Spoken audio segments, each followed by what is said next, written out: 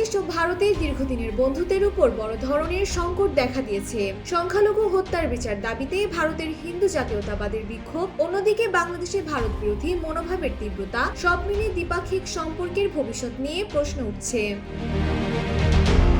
সম্প্রতি ময়মনসিংহে ধর্ম অবমাননার অভিযোগে ২৭ বছর বয়সী হিন্দু যুবক দীপুচন্দ্র দাসকে পিটিয়ে হত্যা করা হয়। এই ঘটনায় পুলিশ ১২ জনকে গ্রেফতার করলেও ভারতের হিন্দুত্ববাদী সংগঠনগুলো তীব্র বিক্ষোভ শুরু করেছে। অন্যদিকে ঢাকার ছাত্রনেতা শরীফ ওসমান হাদির হত্যাকাণ্ড বাংলাদেশের অভ্যন্তরীণ রাজনীতি ও ভারত বিরোধী মনোভাবকে আরো জাগ্রত করেছে। হাদির সমর্থকদের অভিযোগ, প্রধান সন্দেহভাজন ব্যক্তি আওয়ামী লীগের রাজনীতির সঙ্গে যুক্ত এবং বর্তমানে তিনি ভারতে অবস্থান করছেন। Mr. Noodles, amazing taste.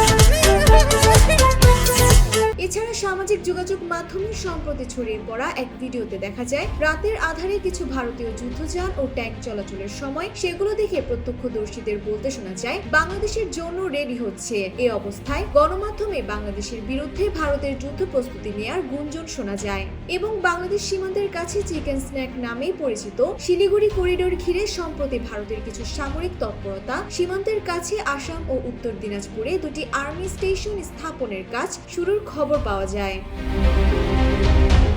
বর্তমানে ভারতীয়দের জন্য ভিসা সার্ভিস বন্ধ করেছে বাংলাদেশ। দুই দেশই একে অপরের হাই কমিশনারদের তলব করেছেন। বাংলাদেশে নিযুক্ত ভারতের সাবেক হাই কমিশনার রিবা গাঙ্গুলি দাস বিবিসির কাছে বলেন, আশা করি কোনো পক্ষে উত্তেজনা আর বাড়বে না। তবে বাংলাদেশের বর্তমান অস্থির পরিস্থিতি ভবিষ্যতে কোন দিকে মোড় নেবে তা নিয়ে তিনি সংশয়ে রয়েছেন।